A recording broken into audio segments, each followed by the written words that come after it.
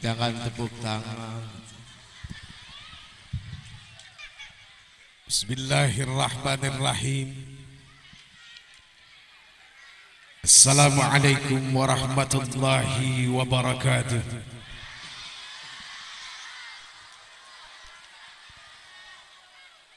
Subhanal malikil quddus, subhanal malikil quddus, subhanal malikil quddus. Subhanadzil mulki wal malakut, subhanadzil izzati wal azamati wal haibati wal qudrati was sultan wal kamal wal jamal wal jalal wal kibriyai wal jabarut wala yamutu wala yafutu abada.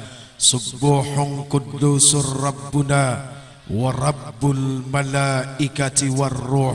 Semuanya subhanallah walhamdulillah wa la ilaha illallah wa la ilaha illallah wa la ilaha illallah huwallahu akbar.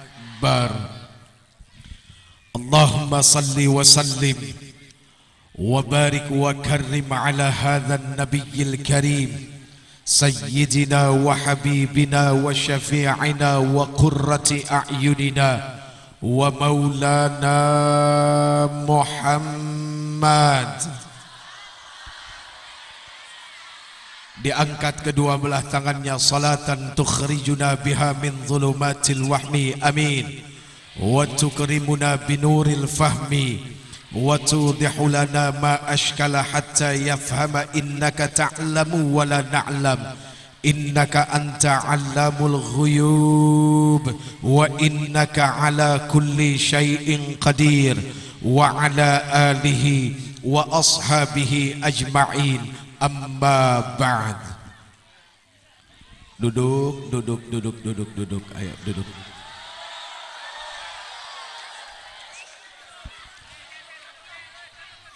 Allahumma anta rabbi, ya Allah, engkau adalah Tuhanku. La ilaha illa anta. Tidak ada ilah, tidak ada Tuhan yang wajib untuk disembah satu-satunya kecuali engkau. Khalaqtani, yang telah menjadikan aku, wa ana abduka, dan aku adalah hambamu, wa ana ala ahdika, dan aku dalam perjanjianmu, wa wa'dika mastata'tu, dan aku akan berusaha sekuat mungkin untuk menepati janji-janjiku kepadamu. A'udzubika min syarri ma sana'tu. Aku menjadikan engkau ya Rabb sebagai satu-satunya pelindung dari segala keburukan nafsu yang ada di dalam diri. Abu ulaka bi ni'matika alayya. Aku juga mengakui segala nikmat yang telah engkau berikan kepadaku. Wa abu ubidzambi, dan aku juga mengakui segala dosa yang telah aku lakukan kepadamu.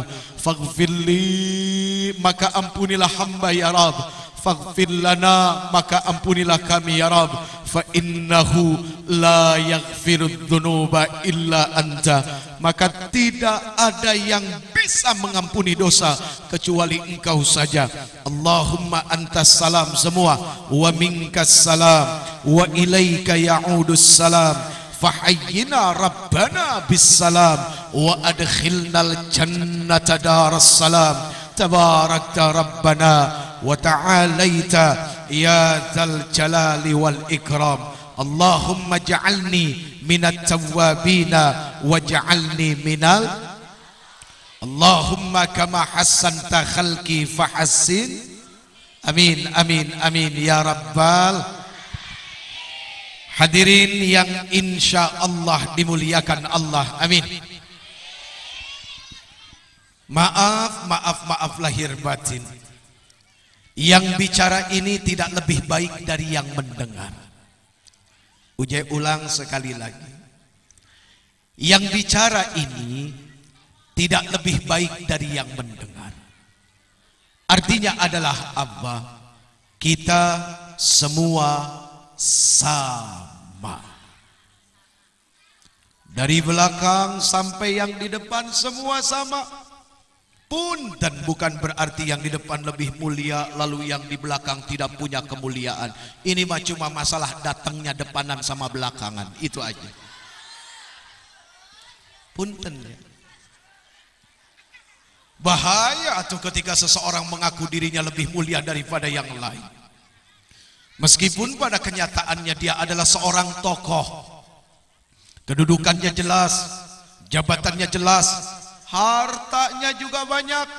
Tapi ketika dia mengaku lebih mulia daripada yang lain, seketika itu juga hilang kemuliaannya di sisi Allah Subhanahu wa ta'ala. Jelas Ibu? Apanya yang jelas? Begini, di yaumil mahsyar, tahu yaumil mahsyar? Apa? Hari di mana akan dibuka semua buku catatan amal-amal kita baik dan buruk. Ditegakkan timbangan. Maha cepat perhitungan Allah Subhanahu wa ta'ala. Satupun manusia tidak ada yang bisa menghindar dari apa yang akan disampaikan dan dituduhkan. Ingat, tuduhan pada hari itu bukan tuduhan semena-mena. Tuduhan pada hari itu bukan tuduhan yang penuh dengan kebohongan, tapi penuh dengan kebenaran. Ya Bu? Al-yawma nakhtimu ala afwahihim wa tukallimuna aydihim wa tashhadu arjuluhum bima kanu pinter. Aduh, bohong kalau nggak masuk surga. Tapi sayangnya surga milik Allah jadi belum pasti. Jadi kalau mau jujur apa, neraka lebih pasti daripada surga. Kalau ngelihat catatan hitungan amalan gitu ya setiap hari gitu, seminggu, berbulan-bulan, bertahun-tahun, begitu dilihat ternyata arahnya masih ke neraka daripada ke surga. Aduh, Jeffrey. Siapa? Kurang ajar loh. Ustadz nih. Oh, sombong. Aduh.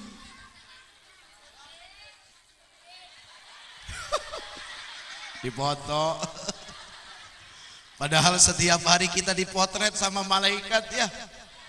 Diperhatikan terus ya. Setiap detik perbuatan amal ibadah, amal baik, amal buruk. Wa inna alaikum lahafidhina kiraman katibina ya'lamuna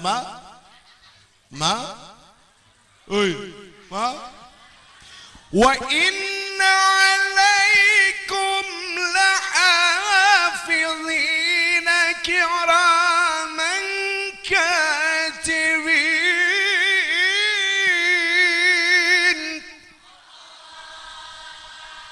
wa inna alaikum lahafidhina kiraman katibin. Dan sungguh di antara kalian semua ada mereka yang senantiasa tidak pernah lalai, tidak pernah lupa untuk mencatat setiap amal-amal yang dilakukan. Dan mereka amat sangat tahu apa yang kita lakukan. Aduh, ya Bu, hoi.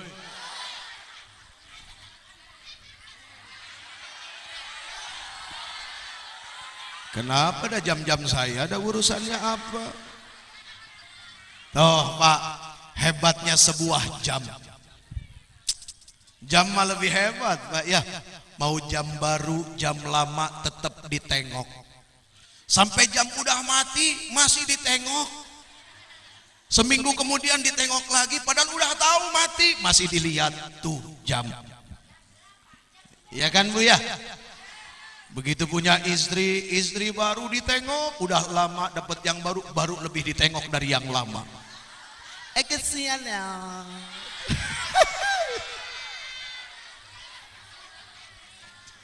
Kita balik lagi. Di yaumil mahsyar nanti, maaf ini bukan cerita 1001 malam ya. Ini bukan dongeng. Punten, buat apa kita duduk di sini rame-rame dari tadi jam berapa? Jam 7. Siapa yang suruh? Kan gak ada yang nyuruh, jam 7 suruh datang. Tapi tidak ada yang sia-sia, tidak ada yang percuma ya. Setiap detiknya jadi jembatan menuju akhirat. Setiap detiknya menjadi sebuah kebaikan di sisi Allah Subhanahu wa taala. Ya, jangan hitung-hitungan sabar sama Allah mah. Kalau kita mau hitung sabar rugi ya. Tuh lihat anak-anak muda yang nonton konser musik, Bu. Ya, wah malam minggu ada konser musik ungu. Jam 9, jam 3 udah pada nongkrong, Pak. Jam 3 sudah pada nongkrong, asar lewat, maghrib lewat, isya lewat. Ini buruk sangkanya ya, buruk sangkanya ya. Itu mah yang tahu hanya mereka sholat apa enggaknya. Ini perlihatan kita dari zahir, oh nggak sholat gitu ya. Penglihatan zahir gitu ya. Kan seperti itu. Itu sabarnya luar biasa, nggak ada yang protes. Begitu masuk jam 9 nggak langsung ungu, band pembuka dulu dari kota asal Cilegon. Nanti ungunya jam 11 malam baru datang. Semangat tetap luar biasa. Hebat, Pak. Nggak ada yang protes, Pak. Hebat sabarnya anak-anak yang nonton konser band. Mudah-mudahan jadi contoh buat kita. Sehingga sabarnya itu tidak menjadi hilang. Betul nggak, Bu? Iya apa iya? Iya apa iya? Enggak apa enggak?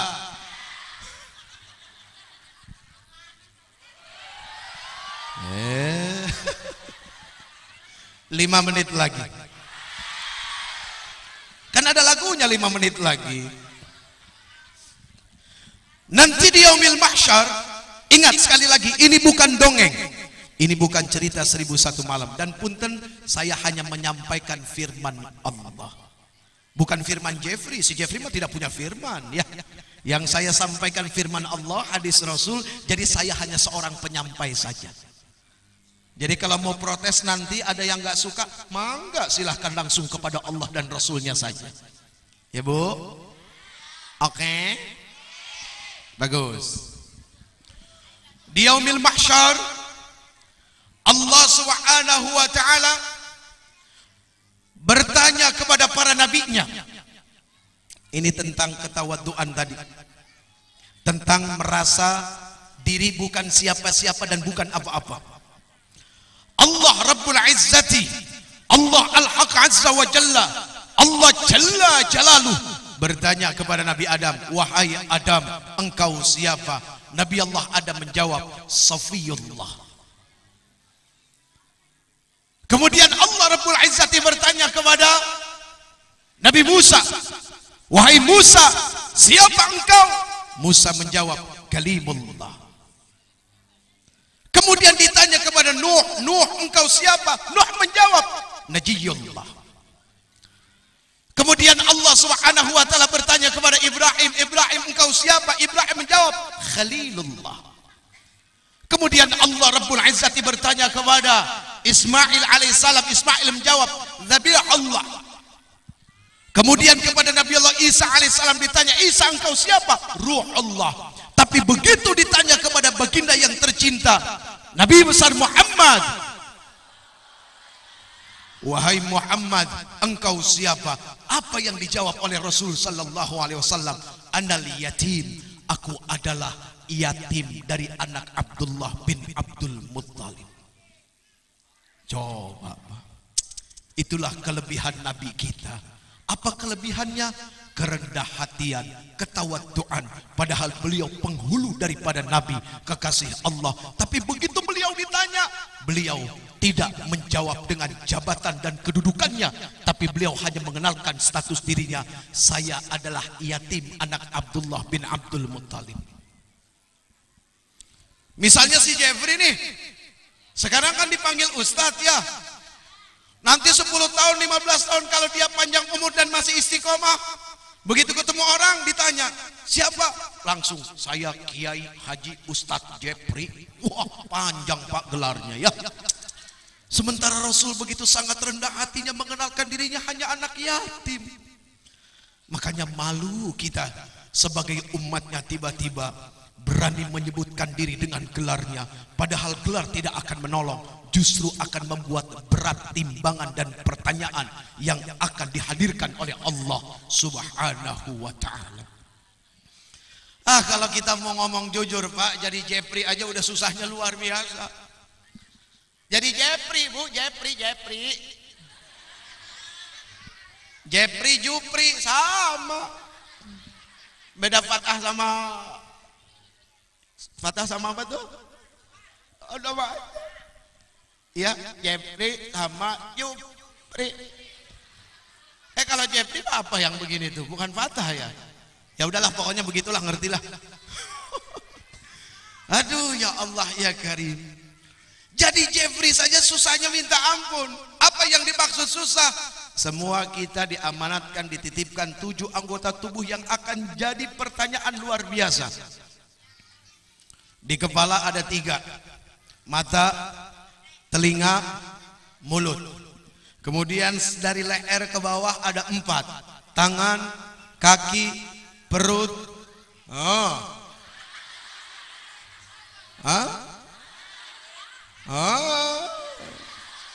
Saya mau bingung mau nyebutnya apa, makanya cukup dengan gerakan.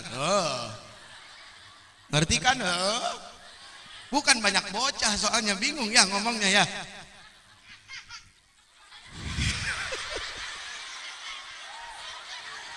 Bocah sotoy lo. Jadi manusia saja sudah susah, apalagi jadi manusia yang mengaku hamba. Saya kepengen jadi hamba yang bertakwa. Bertakwanya mah gak usah diomongin, jadi hamba saja dulu, karena takwa adalah efek dari kehambaan. Bagaimana mau disebut takwa dan meraih takwa kalau tidak menjadi hamba? Bicara hamba dengan sifatnya adalah penuh dengan ketaatan dan tidak ada pembangkangan, itu hamba. Sementara kan yang model begini setiap hari ngebangkang terus, durhaka terus, kan begitu. Bahkan perkara-perkara dosa kecil dianggap enteng, pada akhirnya biasa. Maaf punten, kita naik motor, ya hari-harinya sering melanggar hukum, perboden diantem, nggak boleh belok-belok, karena terlalu sering dan jadi sebuah kebiasaan. Apakah kita merasa bahwa itu sebuah pelanggaran? Tidak, karena sudah menjadi sebuah kebiasaan. Itulah bahayanya buat seorang manusia ketika dia membiasakan melakukan dosa-dosa kecil. Pada akhirnya dia tak merasa bahwa dosa kecil itu adalah sebuah kedurhakaan. Na'udzubillah tsumma na'udzubillahi min. 5 menit lagi. Bu, ngaji mah jangan lama-lama. Punten ibu, punten hampura ya. Ini mah udah pada pinter semua, udah pada sering ngaji, ilmu mah udah banyak, mau ngapain lagi nambah ilmu melulu? Buat apa ibu nuangin air di gelas udah pada penuh diminum enggak? Buat apaan? Buat apa nyari duit ditabung lama-lama kalau nggak pernah dibelanjain? Belanjain tuh duit, betul nggak?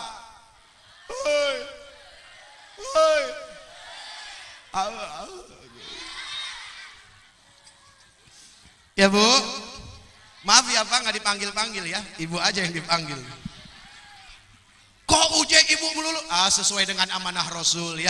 Ketika ditanya oleh sahabat, ya Rasul, di antara sekian banyak orang yang harus aku hormati siapa? Rasul jawab, ummuka, ibumu. Siapa lagi ya Rasul? Dijawab lagi, ummuka, ibumu. Siapa lagi ya Rasul? Dijawab lagi, ummuka, ibumu. 3 kali dijawab sama Rasul. Jadi punten dah kalau dipanggil ibu sesuai amanah Rasul. Ya Bapak, Pak, hoi. Aduh. Maaf ibu, dah ilmu mah sudah banyak, gitu ya. Jadi kalau nambah melulu repot. Akhirnya kebingungan mau ngamalin yang mana. Sekarang waktunya beramal dari ilmu yang didapat. Nggak ada yang lain, udah itu aja. Maaf ibu, di dalam kitab Haditsus Sulasa Imam Hasan Al-Banna, di situ ada satu tulisan yang sangat luar biasa. Bagaimana seorang Rasul Sallallahu Alaihi Wasallam mendidik para sahabat-sahabatnya. Dulu itu nggak ada Universitas Kairo, nggak ada universitas jamaiyah, Ummul Qura dan segala macamnya. Yang ada kampusnya adalah madrasah masjid berlantaikan kerikil, beratapkan pelepah kurma. Tapi lihat, semuanya jadi. Abu Bakar Siddiq radhiyallahu an, Umar bin Khattab radhiyallahu an, Utsman bin Affan radhiyallahu an, Ali bin Abi Thalib radhiyallahu anhu wa karamallahu wajhah, Bilal bin Rabah, Khalid bin Walid, dan semua para sahabat-sahabat yang lain. Ini kan kelihatan. Ini pendidikan dari mana? Dari kampus. Nggak ada kampus. Apa dulu ada dosen? Tidak ada. Tapi kehebatan Rasul adalah apa? Dengan ketawaduannya tidak pernah mengatakan sahabat itu adalah murid, tapi Rasul dan sahabat. Aduh. Ya, Allahu Akbar, luar biasanya Rasul. Ya Bu, kenapa mereka berkualitas? Karena setiap apa yang didapat langsung diamalkan, bukan dikumpulkan. Jelas? Jadi punten nih, pulang dari sini langsung praktek ilmu, gitu ya. Pulang dari sini ibu-ibu, jika yang datang ke sini adalah seorang istri, praktek ilmu. Sampai rumah, oh ingat, oh kemarin ada kiai ceramah, katanya kebahagiaan seorang laki-laki itu ada 3. Yang pertama apa? Ketika dia memiliki istri yang soleha. Yang kedua, ketika suaminya memandang kepada wajah istrinya, wajahnya menyenangkan hatinya. Yang ketiga, di saat istrinya ditinggal oleh suaminya, apakah bekerja, mau sebentar, mau berapa hari, mau berapa minggu, mau berapa bulan, mau berapa tahun, istrinya sanggup menjaga kehormatan dirinya dan kehormatan suaminya, harga diri keluarganya dan hartanya. Oh, itu praktek langsung. 3 aja, nggak usah banyak-banyak. Itu 3 kalau dipraktekin, Allahu Akbar Bu. Ayo bicara istri solehah. Apa yang dimaksud dengan istri solehah? Solehah menurut siapa? Solehah bukan menurut diri sendiri. Kalau solehah menurut diri sendiri mah bahaya. Karena apa? Yang berkata hawa nafsu, gitu kan? Kalau solehahnya adalah karena pendapat diri sendiri, akan banyak kecewa. Karena apa? Nafsu mah memang mengarahkan kepada kekecewaan. Nafsu mah Bu, sama Allah aja berani. Berani sama Allah yang namanya nafsu. Enggak peduli. Sekali waktu ada seorang perempuan di Jazirah Arab, cantiknya luar biasa. Kayak apa coba cakepnya? Di Cilegon mah nggak ada.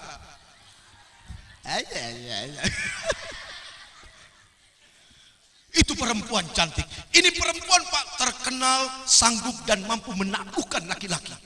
Artinya nih perempuan gitu dah. Jablay. Ya, jablay. Ada seorang laki-laki alim. Ini perempuan Pak seperti punya tantangan untuk menaklukkan laki-laki alim. Didatengin ke rumahnya tuh laki-laki alim mau diajakin. Diajakin apa? Bocah lo ikut-ikutan. Ya. Si wanita ini berharap kalau si laki-laki alim itu mengiyakan, karena akan menambah reputasi, jam terbang yang hebat karena sanggup menaklukkan laki-laki alim. Ya, ya Bu, ya Bu, Bu. Ternyata Pak laki-laki alim itu mengiyakan. Iya, tapi besok ya kamu datang ke sini lagi. Besok dia datang pakai baju yang terbaik, pakai parfum yang terwangi. Orangnya udah pergi, parfumnya masih kecium. Ada ya parfum kayak begitu ada Bu. Ada, orangnya udah nggak tahu kemana, parfumnya masih di situ. Itu parfum jin namanya. Ya. Begitu dia sampai ke rumah orang alim ini, orang alim ini ngajak keluar, ayo kita jalan-jalan. Diajak keluar jalan-jalan Ibu, diajak keluar jalan-jalan. Ya. Ternyata diajak kemana Pak? Diajak ke Masjidil Haram.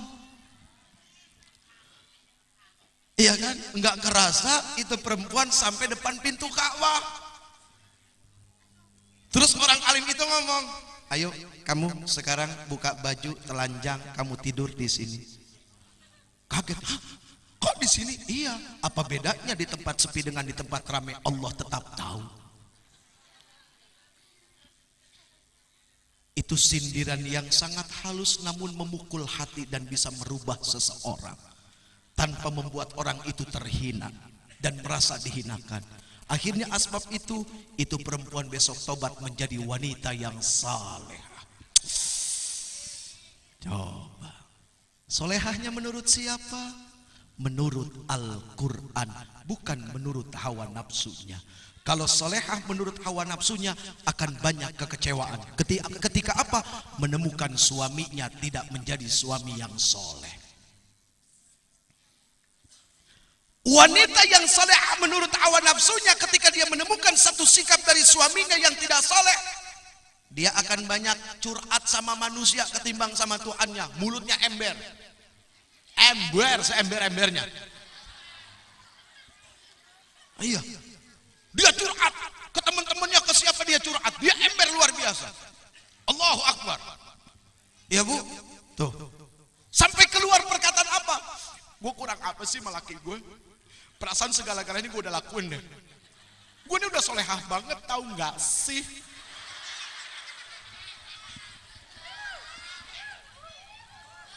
Kira-kira yang benar-benar solehah itu akan mengaku nggak kalau dirinya solehah? Tidak. Yang benar-benar solehah justru akan muhasabah, akan introspeksi, akan lebih banyak ngaca, bercermin, bukan hanya melihat wajahnya, tapi melihat ke dalam sikap dan perbuatannya. Apa yang sudah dilakukan menurut Quran dan Sunnah? Pasti jawabannya mengerucut kepada satu jawaban apa? Aduh, saya belum solehah, pasti masih banyak yang kurang. Kenapa suami saya jadi begitu?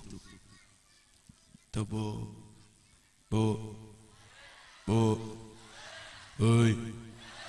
Hoi.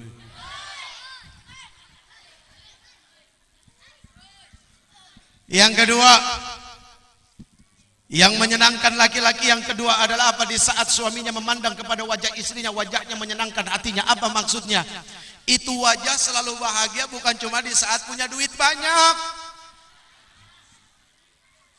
Kalau wajah seorang istri dilihatnya enaknya cuma di saat punya duit banyak,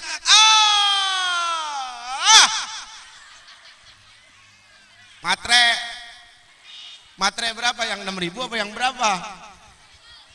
Tinggal ditandatanganin doang, sreset. Jadi yang dimaksud menyenangkan di sini adalah apa? Mau lagi punya duit, mau lagi nggak punya duit, tetap sama menyenangkan di saat dipandang. Tuh, susah. Itulah hawa nafsu. Hawa nafsu mah nggak kepengen kita berhasil, maka jawabannya susah. Ya. Dia tidak akan mau menyukseskan tuh hawa nafsu. Makanya punten, ini mah kata orang tua ya, bukan kata saya ya. Kata orang tua ya, yang muda dapat ilmu dari mana sih kalau bukan dari orang tua, kan gitu ya. Yang muda mah nggak punya apa-apa kecuali dari yang tua-tua. Ini kata beliau-beliau ya. Kalau kepengen sukses ngaji, katanya yang pertama hawa nafsunya jangan ikut ngaji. Karena hawa nafsu mah selalu menolak kebenaran dan tidak mau diatur. Makanya nanti ayat firman sehebat apapun disampaikan, kalau nafsu yang menghadapi pasti ditolak. Apalagi kalau ngomongin ayat poligami, wah lebih ngamuk lagi dia. Oh ya, ada. Tangning neng nangning. Itu nafsu. Dia akan menolak kebenaran. Jadi kalau kepengen sukses ngaji, katanya biar akal sama imannya saja yang ngaji. Ya, akal sama nafsunya tinggal aja di rumah, suruh jagain rumah. Kenapa begitu? Punten, kita kembali kepada proses penciptaan akal dan nafsu jauh sebelum manusia diciptakan. Akal ditanya, akal man anta wa man ana, siapa engkau, siapa saya? Apa jawab akal? Kalau akal kan kalau kepengen ngejawab mikir dulu Pak, hasil olah pikiran, bukan hasil nyablak, gitu enggak. Apa kata akal? Anta rabbi wa ana abduk, engkau adalah Tuhanku dan aku adalah hambamu. Nih hasil akal adalah ilmu. Anta rabbi, engkau adalah Tuhanku. Kalau sudah bicara anta rabbi berarti di sana ada apa? Ada Ar-Rahman, Ar-Rahim, Al-Malik, Al-Quddus, As-Salam, Al-Mu'min, Al-Muhaimin, Al-Aziz, Al-Jabbar, Al-Mutakabbir, Al-Khaliq, Al-Bari, Al-Musawwir, Al-Ghaffar, Al-Qahhar, Al-Razzaq, Al-Wahhab, Al-Fattah, Al-Alim, Al-Qabid, Al-Basit, Al-Rafi'. Semua kesebut itu 99. Ketika anta Rabbi, makanya buat akal enak. Allahu Rabbi, anta ya Rabbi, Allahu Rabbi, anta ya Rabbi, Allahu Rabbi, anta ya Rabbi, Allahu Rabbi, anta ya Rabbi. Semua Allahu Rabbi, anta ya Rabbi, Allahu Rabbi, anta ya Rabbi. Yang muncul adalah itu. Begitu kalimat keduanya, wa ana abduk, dan aku adalah hambamu. Apa yang ada di dalam? Al-fakir, ad-da'if ilallah, miskin ilmu, kurang amal, nggak sempurna dalam ibadah, bahkan miskin pahala. Itulah abdun. Nggak punya apa-apa. Kalaupun kata orang dia mah orang kaya, begitu ditanya kepada orangnya, punten, saya mah cuma ketitipan. Bahasanya hanya ketitipan dan dititipkan. Tidak pernah ada perasaan merasa punya, itu nggak ada. Ya Bu, Pak.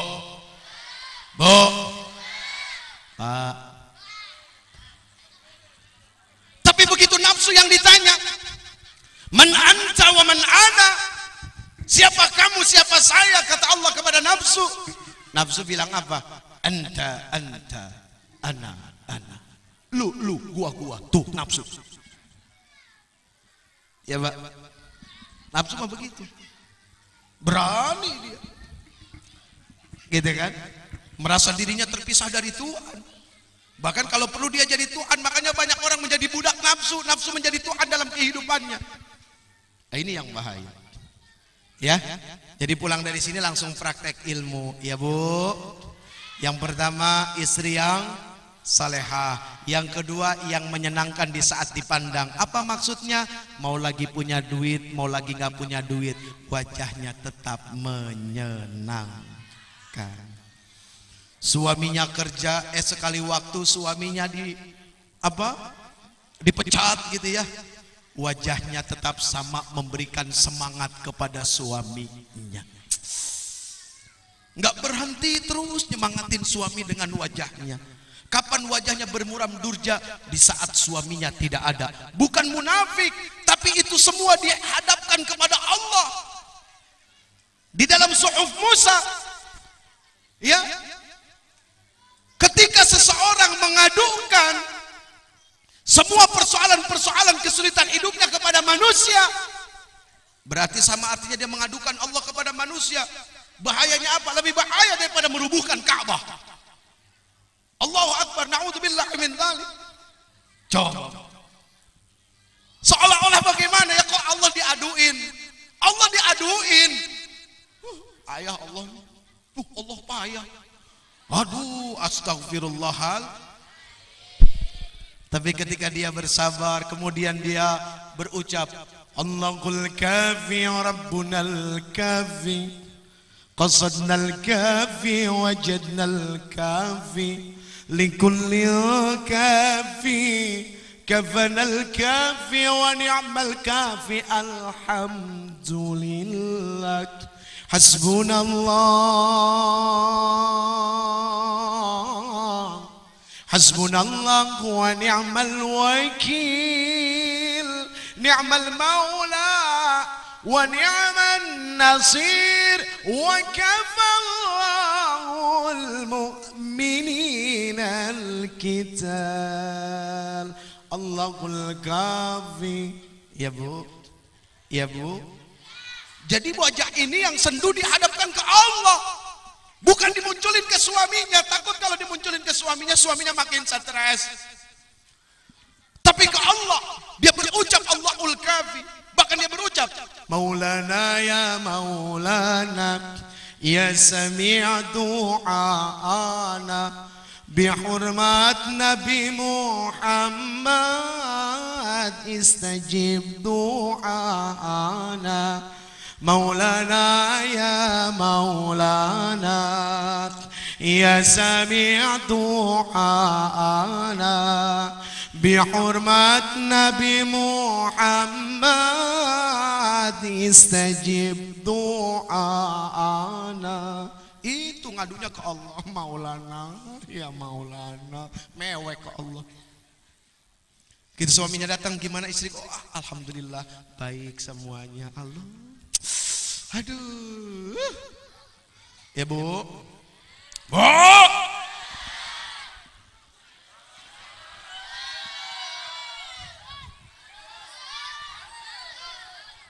Yang ketiga.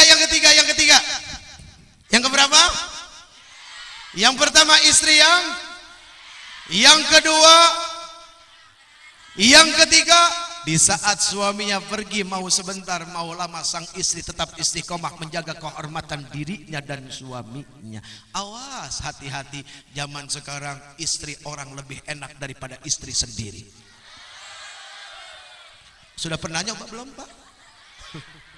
Sudah pernah nyoba belum? Silahkan dicoba.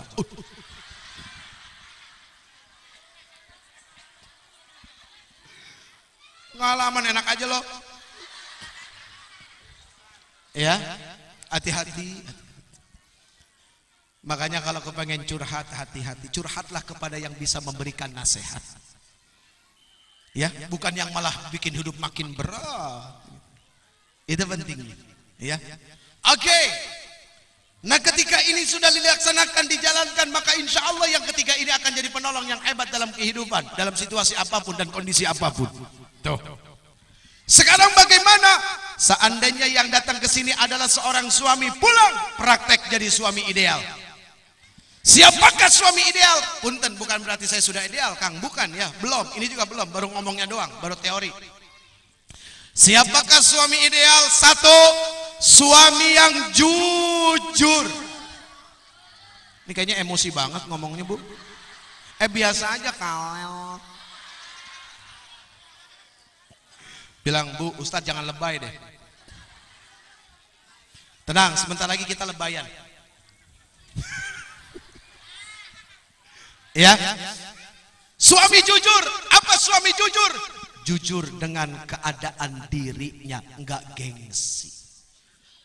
Mau apa gengsi-gengsian sama istri ya? Luar dalam udah tahu. Betul enggak? Mungkin kalau dulu belum nikah masih gengsi, dah yang hitut dia sembunyi-sembunyi. Mau kentut aja waktu masih pacaran mah sembunyi-sembunyi. Iya kan, waktu masih pacaran duduk berdua ya sama si Beb gitu ya. Beb sayang.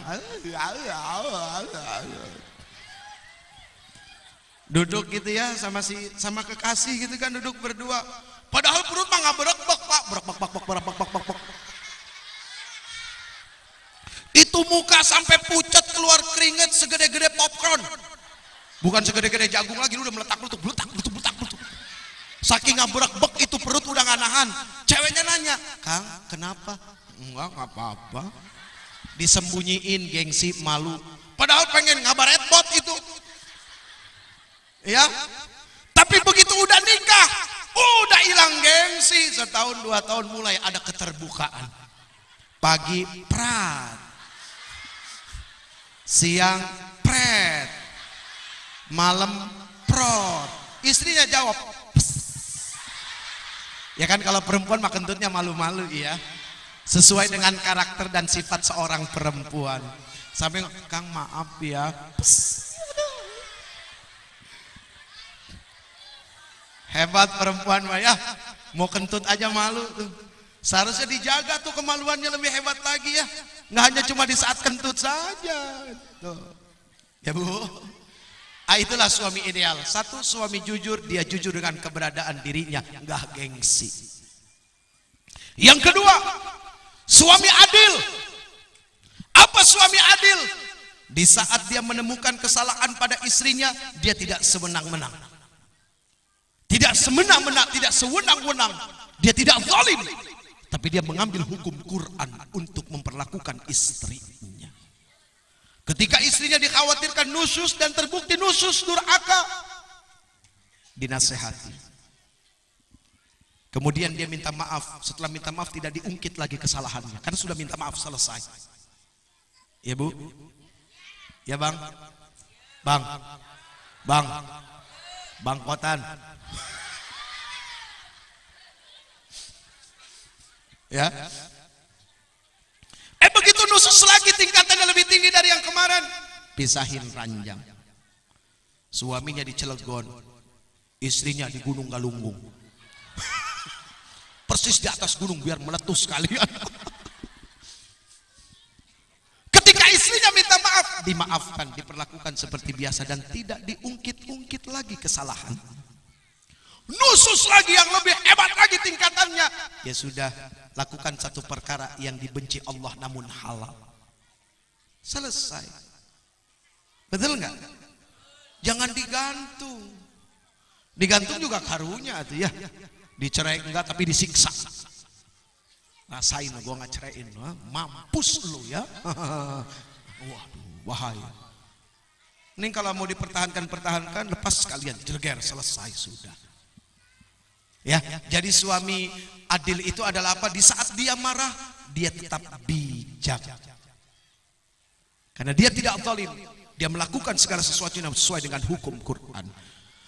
Kemudian suami yang ideal, suami yang mana lagi?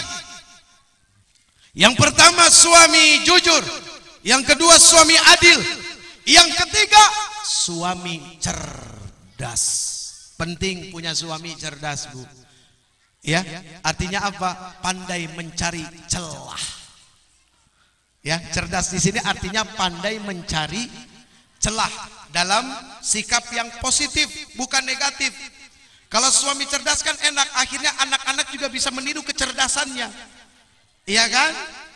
Nah, ini yang paling penting. Kemudian apa lagi? Suami kaya namun pemurah. Nah, ini penting. Yang belum nikah tunjuk tangan. Yang belum nikah, ayo cepetan. Yang belum nikah, kamu mah kekecilan sayang. Budak leutik da eta mah. Ayo, yang belum nikah cepetan tunjuk tangan. Kalau yang belum nikah nggak tunjuk tangan, uje doain kan nikah seumur hidupnya. Kan? Itulah manusia, Pak. Kenapa ada ayat ancaman di dalam Quran? Karena manusia kalau nggak diancam nggak sadar. Makanya kudu diancam baru angkat tangan. Lihat tuh, ya, buku kitab undang-undang hukum pidana ya Pak ya, dari halaman 1 sampai halaman akhir isinya ancaman semua. Supaya apa? Manusia tuh jaga diri baik-baik. Ancaman itu bukan untuk mengekang, sebagai sebuah peringatan supaya kita jangan melakukan hal-hal yang hina. Tuh. Oke, yang belum nikah, ini sekedar saran. Mumpung kamu belum nikah, jangan sampai ngalamin pengalaman seperti ibu kalian dan bapak kalian. Dari sekarang kalau kalian lagi PDKT, tau PDKT? PDKT udah pendek kate, orang cebol tuh namanya. Kalau lagi pendekatan sama cowok, lihat waktu masih bujangannya pemurah apa enggak. Wah, kalau dari bujangannya udah pelit, nanti aduh jadi suami musibah. Suami kok pelit, aduh, ke laut aja.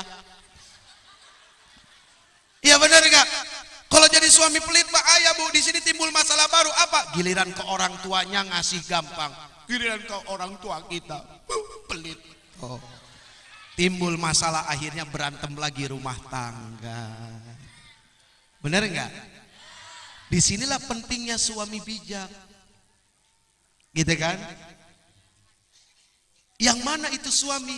Suami yang senantiasa tidak pernah memutuskan hubungan silaturahim antara si istri dengan orang tuanya. Karena ada Pak suami yang begitu. Gitu ya.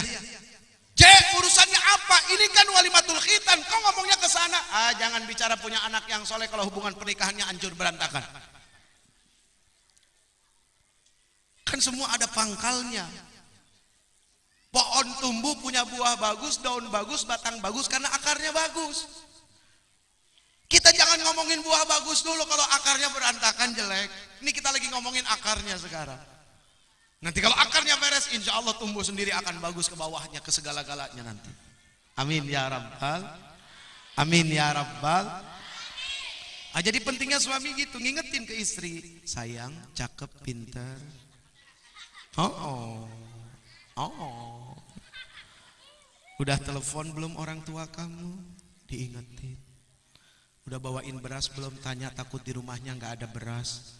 Ini malah nanya, di rumah mak lu ada apa? Loh, wah bahaya. Di rumah mak lu ada apa? Nih kita nggak ada beras, lu minta sama bapak lu. Ya Allah, nyusahin. Bukan ngasih malah minta. Aduh. Ah, jadi itu penting ya. Suami ideal tuh suami kaya namun dia tetap pemurah. Kemudian yang mana lagi suami ideal? Suami yang miskin. Tuh, mau nggak punya suami miskin? Kenapa nggak mau? Kan nggak ada tuh yang ujuk-ujuk kaya dari mana? Nah, inilah bu repotnya. Kita datang ke sini ngelihat beliau sahibul hajat, ya. Wah, kaya. Ngelihat kayanya, jangan lihat kayanya, lihat proses dulu sebelum kayanya. Kenapa beliau bisa kaya? Itu yang jadi pikiran. Jangan lihat, kaya ya. Tapi lihat sebelum kaya pasti susah. Kenapa dari susah terus sekarang jadi begini? Itu yang kita belajar. Bukan hanya kagum kepada kekayaan beliau, tapi kagum dengan apa yang dilakukan. Kenapa kok beliau punya usaha sebesar ini? Apa sih yang bikin begitu? Itu yang dicari, itu yang dipelajari, itu yang dikagumi. Jangan ngelihat hanya kagum kayanya aja, nggak akan merubah apa-apa. Kalau kepengen kaya kan harus berani susah. Betul nggak? Kan begitu. Ya. Jadi suami miskin itu termasuk suami ideal. Tapi miskin yang mana? Miskin yang tidak pernah putus asa. Terus dia berjuang, terus berikhtiar. Dia yakin kalau hidup milik Allah dan sudah ditanggung Allah. Tuh, tinggal mau nyari apa enggak. Dan dari kesemuanya yang disebutkan terkumpul hanya satu kalimat, yaitu suami yang soleh. Kalau istrinya soleha, suaminya soleh, kemudian malamnya melakukan pasti di saat melakukan ya juga penuh dengan kesolehan. Semuanya di-prepare, di-baik-baik. Sebelum Allahu Akbar dulu. Allahu Akbar. Begitu, Allahu Akbar juga. Allahu Akbar, Allahu Akbar, Allahu Akbar. Ini kenapa ketawa? Benar serius. Kan gitu. Kita sedang meminta kepada Allah yang maha besar. Kalau kita ini kecil dan gak punya apa-apa. Ya bu. Woi. Gitu ya. Neng ya, yang belum pada nikah ya belajar takbir dari sekarang ya. Benar serius. Ini gak bohong, belajar takbir yang benar. Ya, memahami makna takbir itu dahsyat. Makanya nggak main-main lihat sholat. Allahu Akbar, punten ya. Allahu Akbar, semua takbir. Satu saja. Sami'allahu liman hamidah. Allahu Akbar. Allahu Akbar. Allahu Akbar. Allahu Akbar. Berdiri tegak dengan Allah yang maha besar.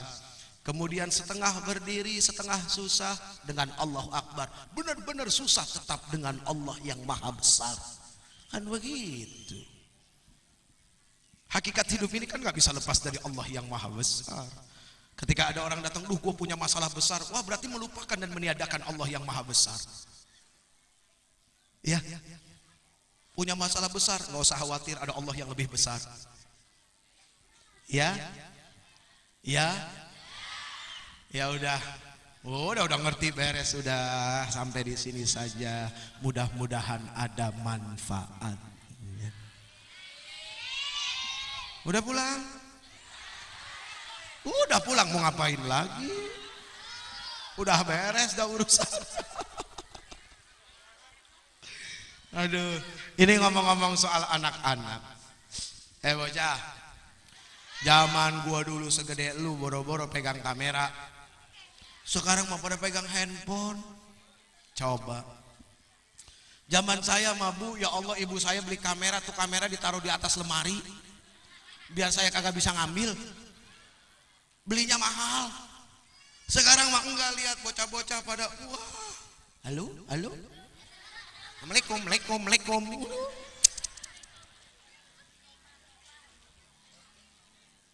Zaman ibu mah ya Allah TV juga siarannya cuma satu, TPRI. Apa Bu? TPRI. Sunda pisan. Cuma TVRI Pak, nggak ada yang lain. Begitu mulai zaman saya gedean sedikit, ada RCTI, masuk TPI, kemudian SCTV, lalu ANTV. Sekarang anak-anak ada Global TV, kemudian ada Indosiar, ada Trans 7, Trans TV, Metro TV, Metro Mini, ya. Iya. Apa yang anak-anak, yang tayangan anak-anak kartun? Space Tune. Da ayeuna mah aya Indo Passion. HBO. Wah hebat. Bocah ngerti HBO. Ada juga OBH, obat batuk. Hebat tuh. Bocah udah ngerti HBO. Meskipun bacanya HBO. Tapi dia tahu ada HBO Pak. Ini Masya Allah. Artinya adalah apa? Inilah bedanya kita dengan bedanya mereka. Harus semakin ditingkatkan pengawasan kepada mereka. Tapi bukan berarti overprotective. Akhirnya membuat mereka tidak bisa maju. Iptek tidak bisa dilarang untuk datang. Ilmu pengetahuan dan teknologi silakan dia datang. Tapi jadikan imtak, iman dan takwa sebagai pengawasnya. Anak-anak sekarang segede gini udah pada ngerti laptop, komputer, buka internet. Siapa yang suka ke warnet? Ada tuh, suka ke warnet ya? Udah ngerti warnet. Kita mau warung Indomie telur kornet. Bocah-bocah udah pada kenal warnet Pak. Aduh, Bapak punya Facebook nggak? Facebook. Bocah-bocah pada punya Facebook. Ngerti Twitter. Coba. YM, Yahoo Messenger. Kemudian banyak yang lain-lainnya lagi. Anak sekarang SMP udah pada punya handphone Berry. Coba. Hah? Oh iya, BlackBerry.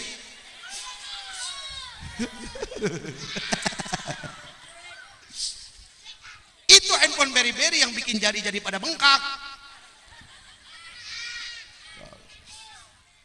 Zaman sekarang mudah, penuh dengan instanitas. Segala sesuatunya gampang diraih di zaman sekarang. Mau apa instan, mau apa serba cepat. Kopi instan, mie instan. Mau naik ke lantai 10 tinggal naik lift, cuing sampai. Zaman dulu aki-aki kita lantai 10 ya naik tangga 10 lantai sampai atas. Ngap-ngapan kayak ikan bujair diangkat dari air. Aduh. Tapi anak sekarang mah gampang, mau apa mau kemana. Ya Allah, zaman saya dulu, aduh, itu dari rumah mau ke pesantren Gintung harus lewat Tangerang, lewat Balaraja. Sekarang mah naik TOL. Iya, mobil masuk jalan TOL. Iya tol. Oh jangan pakai depannya loh. Jalan tol. Makanya panjang.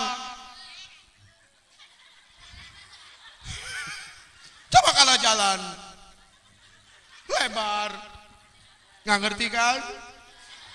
Bagus. Aduh, sekarang udah ada jalan tol Pak.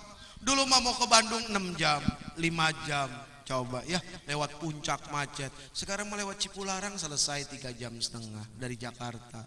3 jam kadang-kadang. Mau ke Tasik juga, sekarang mah cepet, mau apa-apa cepet.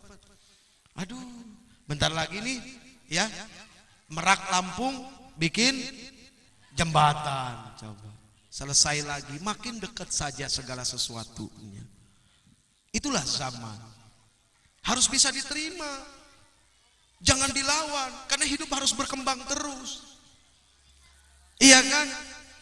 Dulu punya TV satu aja nonton di kelurahan rame-rame. Ya Bu. Hitam putih, warnanya hitam sama putih doang. Sekarang udah warna-warni, ya Allah ya Karim. Mau mencet channel tinggal sambil duduk dari jauh, cetret pindah. Dulu mah halo. Ya, cetek. Sekarang mah enggak.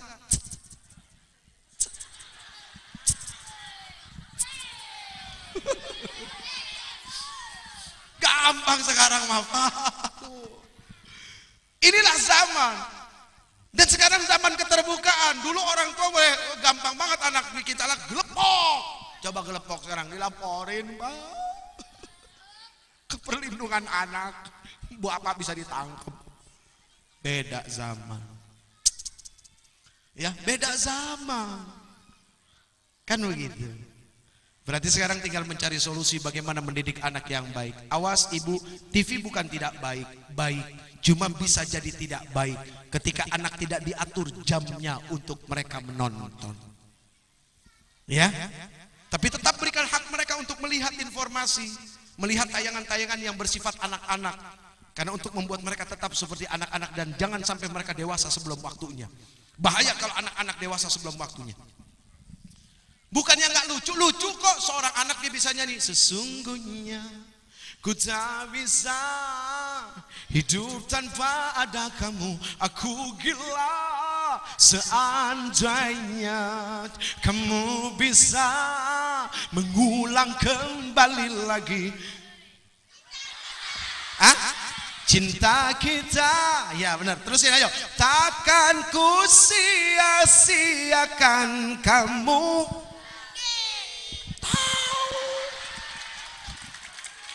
Tahu. Dulu makan kita bocah kagak nyanyi begituan, Pak. Atu, aku ayang ibu. Uwa. Kita nyanyinya begituan. Sekarang mana anak enggak.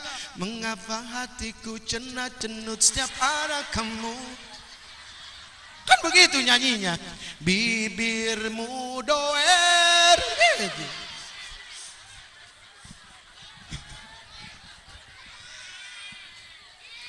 Anak-anak mah lagunya begitu. Wah kenal. Anak kecil perempuan tahu Resa Herlambang. Wah. Bila hati tak lagi untukmu, bila cinta. Wah itu anak-anak sekarang. Mengapa harus aku relakan dia untukmu?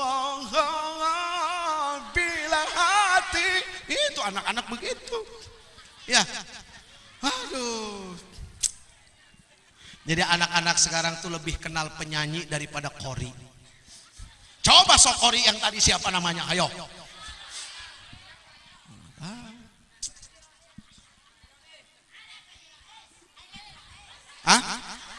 Haji Rois.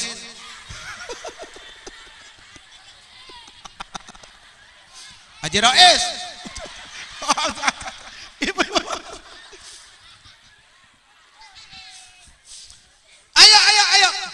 Anak-anak boleh kenal sama TV, tapi anak-anak jangan sampai jauh dari Quran. Ibu boleh bangga anak bisa nyanyi, bisa baca puisi, bisa acting masuk dalam TV. Tapi ibu harus lebih bangga ketika anak-anak mampu membaca Al-Quran. Bukannya apa-apa. Nanti kalau sakaratul maut, yang nolong siapa? Apa anak ibu yang bisa nyanyi? Ketika ibu mau meninggal, bapak mau meninggal, wah anak yang pintar baca puisi datang. Dia kumpulin semua jamaah. Bapak, ibu saya dalam keadaan sakaratul maut. Saya akan membacakan puisi terakhir untuk ibu saya. Wah. Terus yang nyanyi lagi. Ya kan?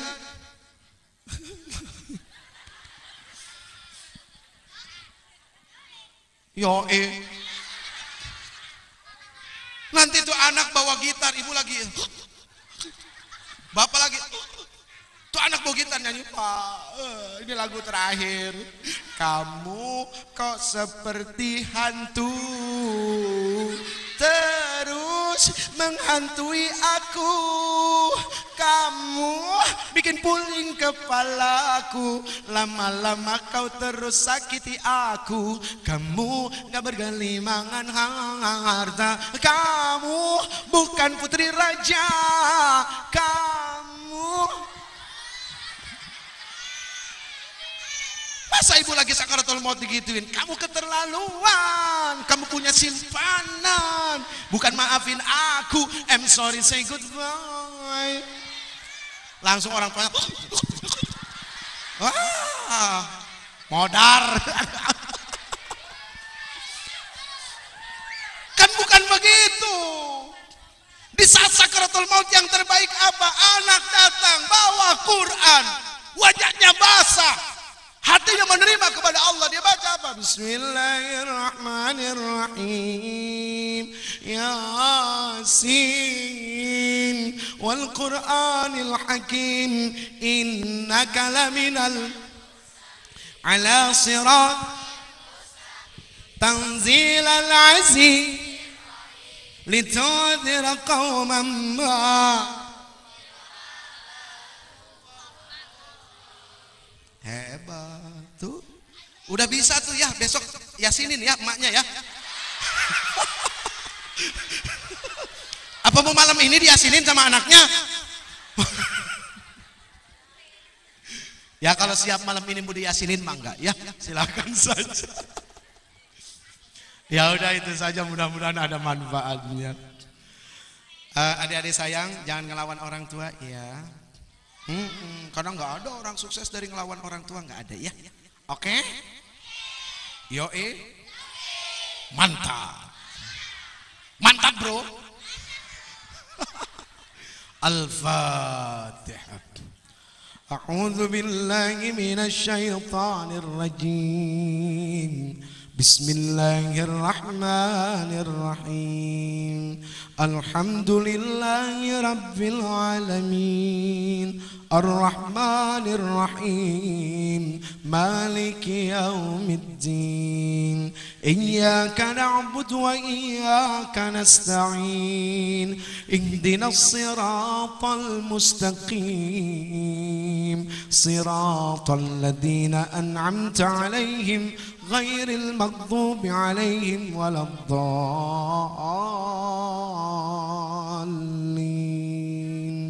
Amin. Ya udah pulang. Mau ngapain lagi? Capek tahu. Dari situ mah enak tinggal hahe. Kita kan mesti mikir lagi ngomong apa gua. Ntar besok-besok gua dipanggil ke Madu kagak ada modalnya lagi habis. Jangan kemana-mana ya. Nanti insya Allah ada guru kita yang mau baca doa. Tidak akan sempurna sebuah acara kalau tidak ditutup dengan doa. Betul enggak? Ceramah itu bukan acara puncak. Acara puncak itu adalah doa. Makanya rugi kalau kita meninggalkan satu acara tanpa uzur. Terus kita meninggalkan doa. Disitulah kelihatan sikap kita butuh dengan Allah. Jadi seorang hamba yang butuh dengan Allah itu tidak akan pernah berhenti berdoa. Dan doa ciri khas daripada Nabi dan para Rasul. Ya sudah, guru kita Kiai Jamal, silakan, fadhol. Bro. Ya baraya urang ya. Jadi umi saya sama ayahnya beliau sepupuan. Alhamdulillah. Mangga Kiai. Saya nggak tutup salam ya, biar beliau tutup salam. Gantengan mana? Ibu yang berdoa, saya yang berdoa, ibu dan bapak yang ngaminin ya. Allahumma salli ala sayyidina Muhammadin fil awwalin wal akhirin. Barik wa sallim wa radiyallahu tabaraka wa ta'ala an kulli sahabati Rasulillah ajma'in. Allahumma salli ala sayyidina Muhammadin wa ala ali sayyidina Muhammadin salatan taftahu lana biha babar ridha wa taysir wa taghlaqu biha anna bab asy-syarri wa ta'sir wa takunu lana biha waliyyan wa nasira ya ni'mal maula wa ya ni'man nasir. Allahumma ij'al jam'ana hadza jam'an marhuma wa tafarraqana ba'dahu tafarraqan ma'suma. Allahumma ighfir lana wa liwalidayna warhamhuma kama rabbayana saghira. Allahumma ij'alna min ahli la ilaha illallah wa ahyina bila ilaha illallah wa tawaffana ma'a la ilaha illallah وادخلنا الجنة مع لا إله إلا الله. اللهم بارك لنا في ذرياتنا ولا تدرهم ووفقهم لطاعتك وارزقنا برهم. ربنا هب لنا من أزواجنا وذرياتنا قرة أعين واجعلنا للمتقين إماما. ربي أوزعني أن أشكر نعمتك التي أنعمت علي وعلى والدي وأن أعمل صالحا ترضاه وأصلح لي في ذريتي. ربنا آتنا في الدنيا حسنة وفي الآخرة حسنة وقنا عذاب النار. وصلى الله على خير خلقه سيدنا محمد النبي الأمي وعلى آله وصحبه وسلم بفضلك سبحان ربك رب العزة عما يصفون وسلام على المرسلين والحمد لله رب العالمين. السلام عليكم ورحمة الله وبركاته.